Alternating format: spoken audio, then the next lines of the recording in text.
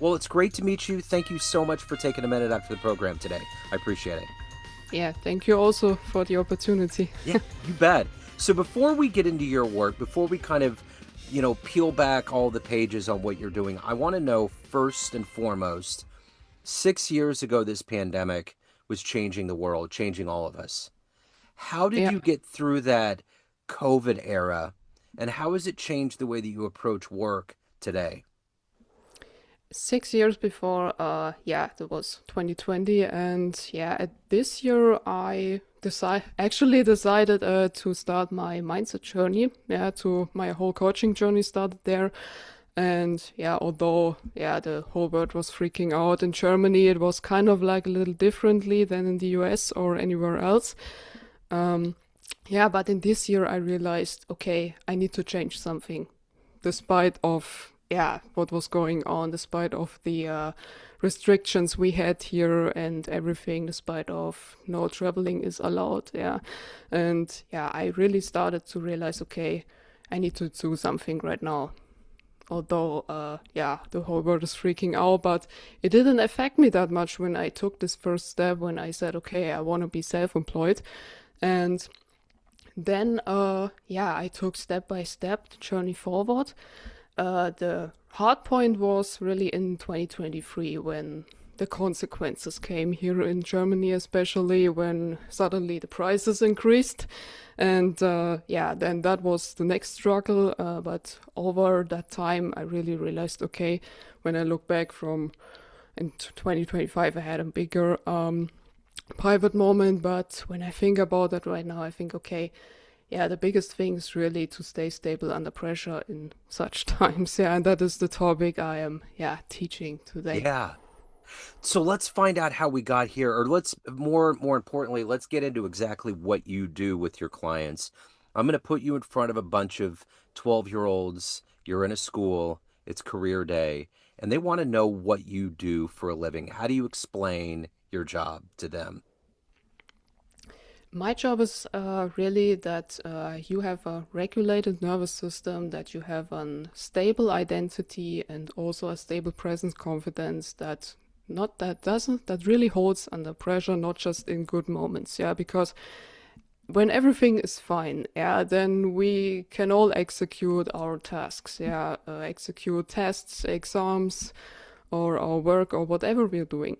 But when someone judges us, someone says such an typical sarcastic one-liner, I take for an example, or if someone doesn't agree with us fully, then we see, okay, God, what is going on now? Then we experience that blackout in our mind, or a spike in our mind, and then the whole mindset part is gone, because the nervous system reacts always first, and the mindset comes later, and then comes the knowledge. So when you were that age in school, what did you want to be when you grew up? What was your dream job? My dream job was really, I was always thinking about, not a typical 9 to 5 job, but my dream was really being teaching something, coaching something, that brings me in, stable income, so I can, travel around the world, so I can see much of the world. I can make an impact on the world also, because that's the first part you need to do in the process, and then comes the travel part when the money comes, and also working on several other projects, when one thing is really stable. So take me back to your childhood. What were the seeds that were planted that gave you this desire to teach and to help others and allow them to be better versions of themselves? What were those things that you either saw or were taught early on that have turned into your career? Yeah, if I'm being honest, my parents both don't have such a path that I have. They are both normal 9 to 5. They are both working in a 9 to 5 job. So I really I would say I had a strong intuition that always, was in the observer mode.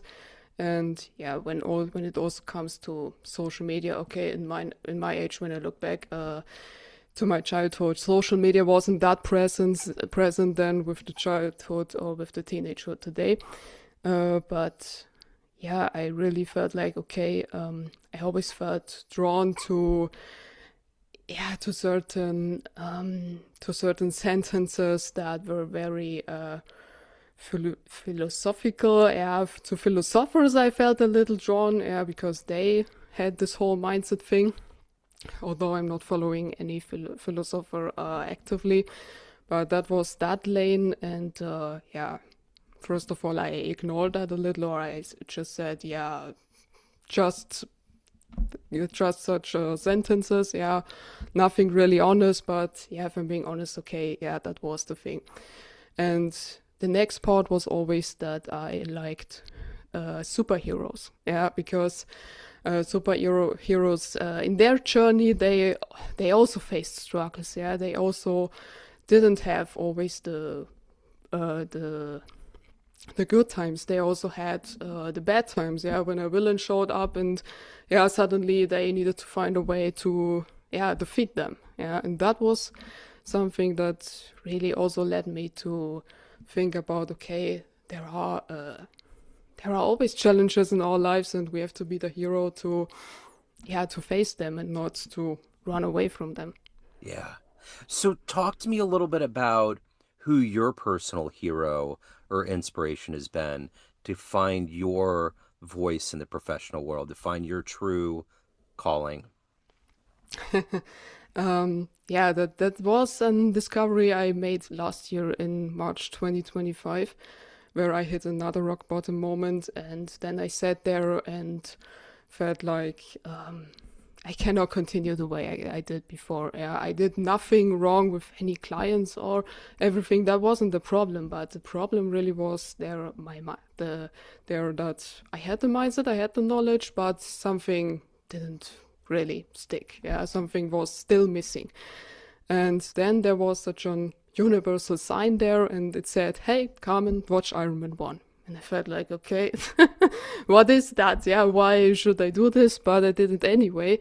Went on Disney Plus, watched that whole 2 hour movie from 2028, and then I sat there and felt totally impressed. Yeah, because of the main character, Tony Stark. Yeah, Marvel, I think, yeah, all know Marvel who are listening to that. And this was something what's really stuck with me. Not his genius, not his money, Stark Industries and everything, but really his presence, his confidence, his leadership skills, and his decision making skills. Although his decisions haven't been always the right ones, but especially in the first movie, I really saw when he said, "In fact of immediate, I'm shutting down the Stark Industries weapons manufactory." Yeah, billions were suddenly on the line. Yeah, his whole company was on the line, and employees were totally confused. Yeah, the whole press thought he lost his mind. But then he built something better. He built Iron Man, and this is really something that's stuck with me. That's awesome. So let me ask you this. What does your career look like up to this point? How did you start out? How did you evolve to this place of where you're at professionally right now? It's very started in 2020 with typical mindset coaching. There was really mindset coaching, the mainstream thing, and yeah, then throughout till 2023, I still was on the in the German coaching space. I realized, okay, something doesn't work, yeah, or something still doesn't really align because yeah, I always had this moments of pressure because back then I thought, okay, it's the mindset. Yeah, that's the thing I haven't been thinking about. Okay, that maybe my nervous system. That was a realization I had one year ago, but not in 2023. And until then, yeah, everything felt stable from the outside, yeah, but I felt unstable in the inside. I felt always like, okay, I need to perform, otherwise I'm left behind. That was always my inner struggle I had. And then I also made such a bold decision. I said, okay, I'm done with the German market, I'm going international. Yeah, and in 2023, I also had my second business mentor then internationally, this because the first one I had nationally in Germany. And in 2024, I discovered a new way, yeah, of coaching, yeah, because internationally things worked a little differently than in Germany, and there I really felt my creativity, yeah, expand, yeah, because here in Germany we are a little, I would say, limited, yeah, but internationally it's a little more broader, yeah. I also realized, okay, there are so many opportunities that I can take, yeah, to bring them into my life, into my coaching journey. So my mindset evolves, my knowledge evolves, and should be fine, I thought, yeah. But until 2025, where, yeah, this rock bottom moment was that I explained before. And in November, I quitted the last business mentorship 2 weeks before the end. Yeah, and I could have done it the last 2 weeks, but I said no. I'm going to end this whole thing, and then I did. I continued on my own, and to really see, okay, what's up? Yeah, what have people told me? Yeah, what was the mainstream telling out there in the mindset coaching space, and what really mattered to me? And then I realized it is not just the broad mindset. Yeah, it should be a more individual mindset, really based on identity. Yeah, because identity and mindset is a difference. And then I focused on identity. That's also where Tony Stark came into, yeah, when I watched for the first time Iron Man. And yeah, really his identity. I haven't seen a similar one in that world before, so I thought, okay, yeah, when I study him, when I really find out what makes him different, what is he doing differently than me, yeah, on a nervous system basis, on a mindset basis, then I can see really, okay, does that make an impact, or is that just normal tactical advice again? Yeah, so like so many other morning routines or habits. So let me ask you this. What was one of the most memorable clients that you've had so far?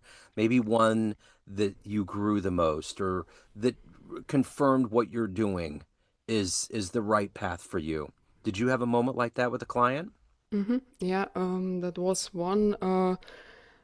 That happened at the end after working with her. I think it was 5 months. Yeah, after working with her 5 months, she told me, yeah, she doesn't need the next call in the subscription because after working with her 3 months, I have another plan for clients. She said, yeah, I don't need the next call anymore because I feel like, yeah, I am the best version of myself. That's what my best friend said to me, and my boss also said to me, hey, she wants to give me more responsibility, and also with one of her hobbies, I think it was dancing. It really worked well because she got a main role there. So 1, 2, 3, 4 things changed.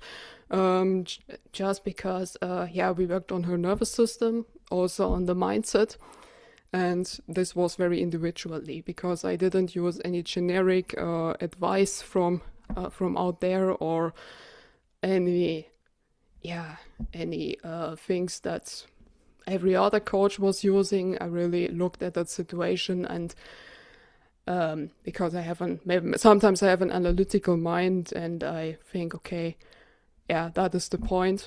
We should go this way, although maybe some others say no, go that way. Yeah, so sometimes when some people go zig, I go zack. Yes. So let me ask you this. I'm curious with people around the world and Europe and in other countries, what's your take on what's going on in America? Because I didn't vote for this, and I'm totally floored by what has happened in this country in the last year or so. What are you all taking in from this weird clown show that's happening right now? Yeah, kind of funny. Actually not. But yeah, what I always say is we Germans always follow sometimes America. Yeah, that's the thing that I can say as a German, because America is the big brother from Germany. Germany is the small brother. So everything that happens in America, it doesn't take. Sometimes it takes 3, 4 weeks, and it happens in Germany. Yeah, that's sometimes with social media trends. It's like that. Yeah. But yeah, it's really crazy. Yeah, Yeah. so I hope so. It goes in the right direction. Yeah, because I sometimes I hear things also from America, because Germany is talking about that too. When the German president, I think one time he traveled to America to discuss something, Yeah. and yeah, but I hope so that won't end up in a whole catastrophic situation. Yeah, Yeah, one day. we are keeping our fingers crossed, and yeah. So I've always been curious how everybody's processing it. So let me ask you this: we're in this age of AI right now, where Mm. it's moving really fast. It's changing the way people approach work. It's changing the way that we see a lot of things in our world. How is AI factoring in to what you're doing with your clients and keeping up with things, and how is it affecting what you're doing, your business model? Yeah, I think AI affects many things. Yeah, many areas. I for my work, I don't feel a big difference, because yeah, right now I'm not teaching any typical mindset work. Yeah, like so many others are doing it in the coaching space. Right now, I'm really in that nervous system identity and presence lane, and I think that is something AI cannot replace.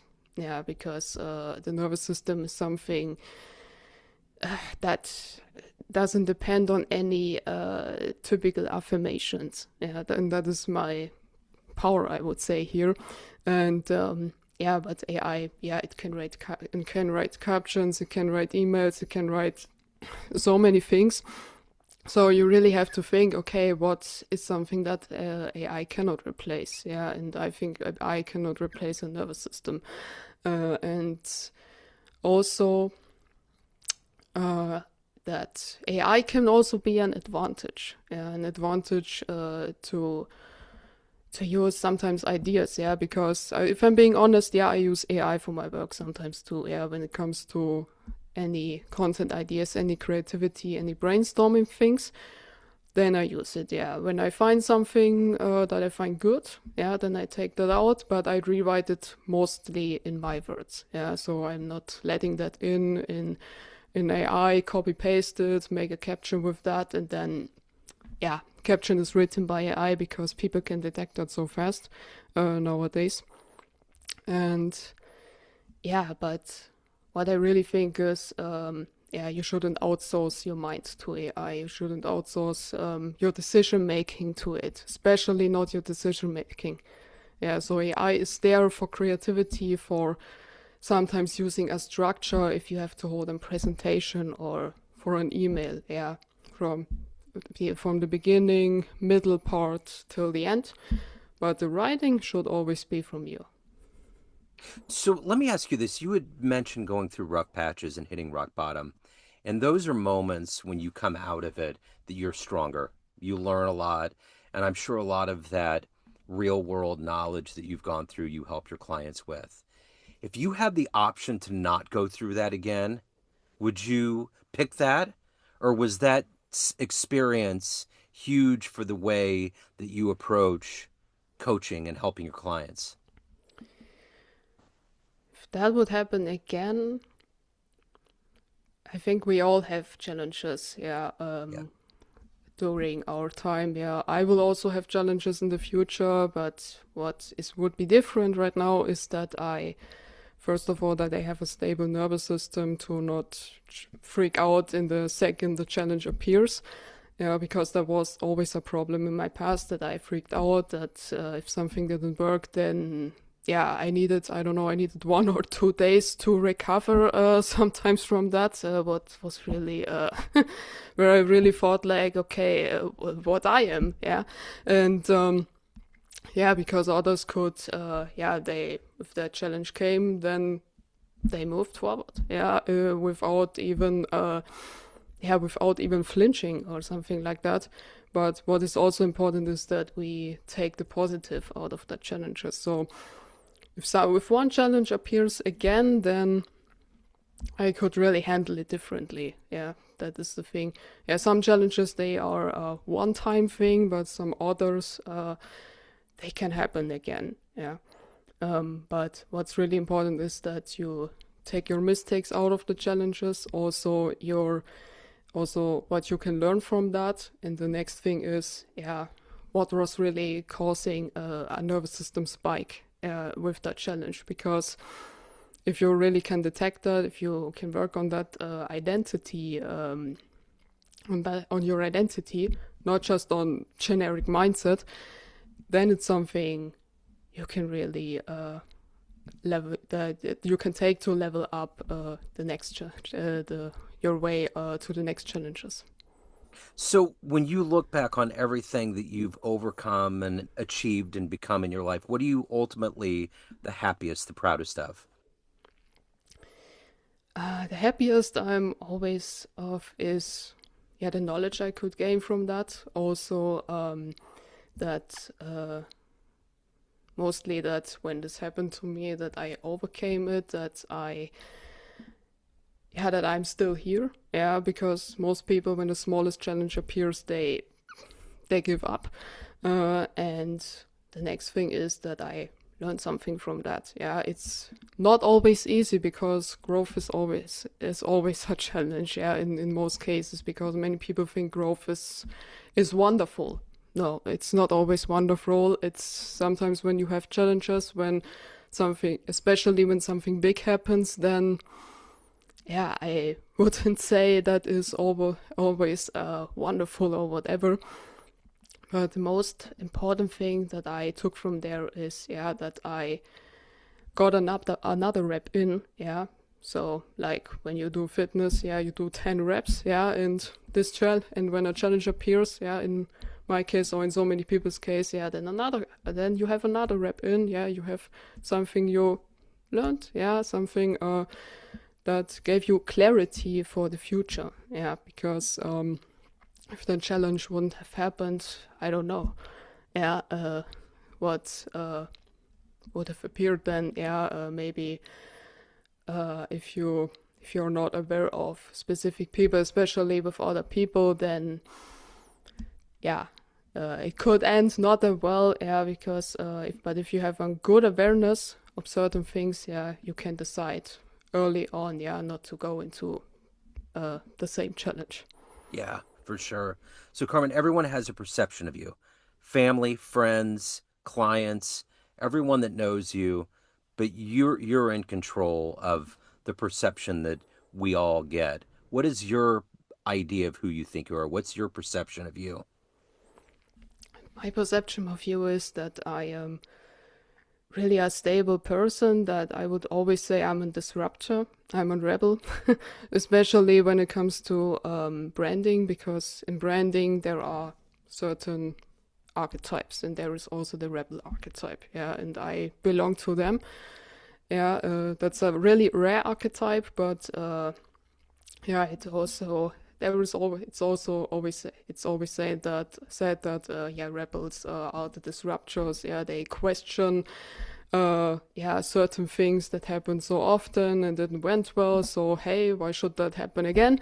Yeah, so that is the perception of myself, and also that I yeah some mistakes friends made, my parents made, that I think of those mistakes they make, and I think like, okay, if I would be in their position, yeah, what would I have done differently? Yeah, not to say, okay, I wanna be better than my mother or my father. No, yeah, I really I wanna prepare myself for the future. Yeah, because just because they did the mistake doesn't mean I need to do the mistake also mistake too. So, who would be the ideal client, the person out there that's listened to this interview that should reach out to you, that should look to seek your advice and your wisdom? Who would be the great client to do that? Yeah, the best would be yeah, an ambitious woman, also like me, an women leader, and women founder, women executive, also women consultant, because especially in that range, in that space, there is much pressure, yeah, when it comes to visibility, decisions, or whatever you present, yeah, whatever you present with your work, or yeah, how you show up. Those women are my ideal clients, also my target group, and yeah, because they are under pressure daily. Yeah, and I don't say under big pressure always. I say small pressure moments, middle pressure moments, and okay, also high. But yeah, they are the ones who yeah need to learn to stay stable under pressure. So how can they reach out? How can they get in touch with you, hire you, any of the good business? Where do they go? Yes, yeah, I have something there because if you ever felt like you know what to do, but yeah, under pressure you don't show up the way you want, yeah, there I created a free quiz that's called "Which superhero are you under pressure?" This gives you a clear picture of what's actually happening and how to shift it. The link is in the show notes, and you can also reach out to me on my website on ironcarmen.com. I will put all of these links in the show notes. Thank you so much for your story. Thank you for your time. Best of luck with everything. Yeah, thank you also for the opportunity. Yeah, absolutely.